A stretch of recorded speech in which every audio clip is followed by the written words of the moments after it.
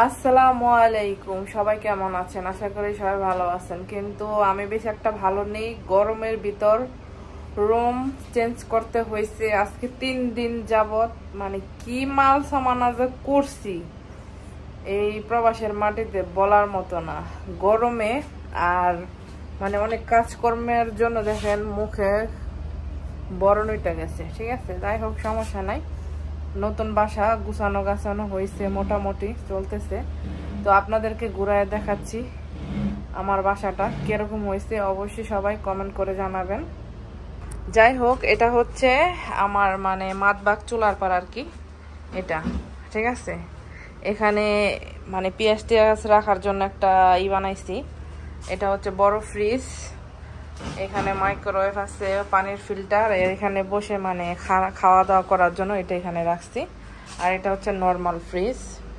তো যাই হোক, আর এখানে বসাইছি চুলা। ঠিক আছে, তো খারাপ না, মোটামুটি ভালোই আছে।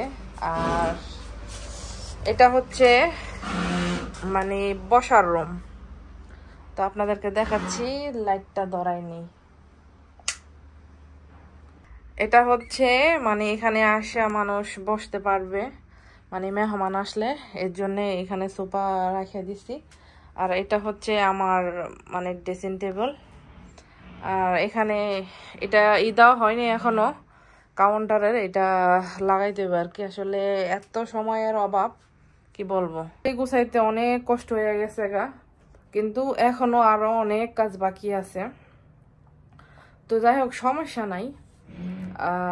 আসলে একটা বাসায় উঠতে গেলে প্রথমত অনেক, আর যেহেতু আমরা ইরাকে থাকি আর প্রবাসে, আর কি বলবো, এটা তো আর বাংলাদেশের মতো স্থায়ী না যে আমরা এখানে একবারে নড়াচড়া করব।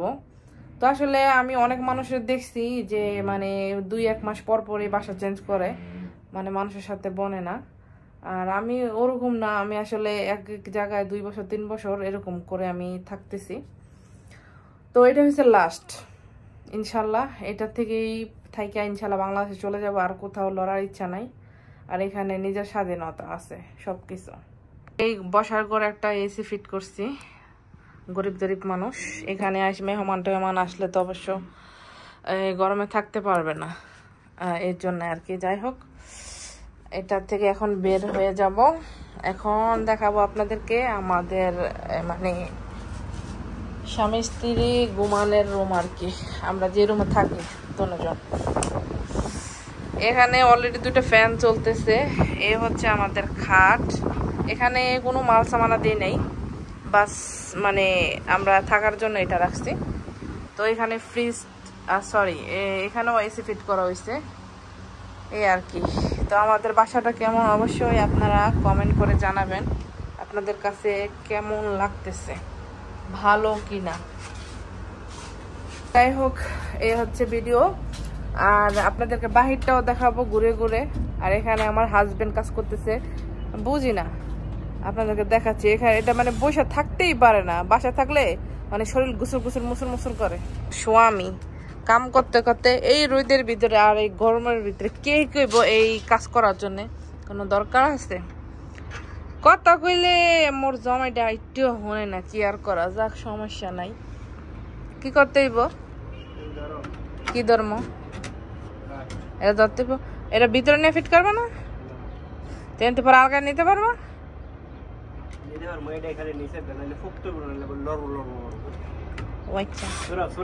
হচ্ছে আমার বাসার সামনের এরিয়া, এখান থেকে সব কিছু দেখা যায়। রাত্রে কয়টা গাড়ি যাইতেছে, কয়টা বাতি জ্বলতেছে, মানে সব কিছু ইত্যাদি এখানে পয়সা পয়সা মানে করা যায় আর কি। যাই হোক, সবাই ভালো থাকবেন। তো সবাই ভালো থাকবেন, সুস্থ থাকবেন। যারা নাকি ইরাকে আসতে চান, দেখেন কত মজা ইরাকে। মানুষের বাড়িতে কাজ করে এসে নিজের কাজ করতে হয়, রান্না করতে হয়, খাইতে হয়, স্বামী জামা কাপড় ধুতে হয়, কত কাম। তো যাই হোক, সবাই ভালো থাকবেন।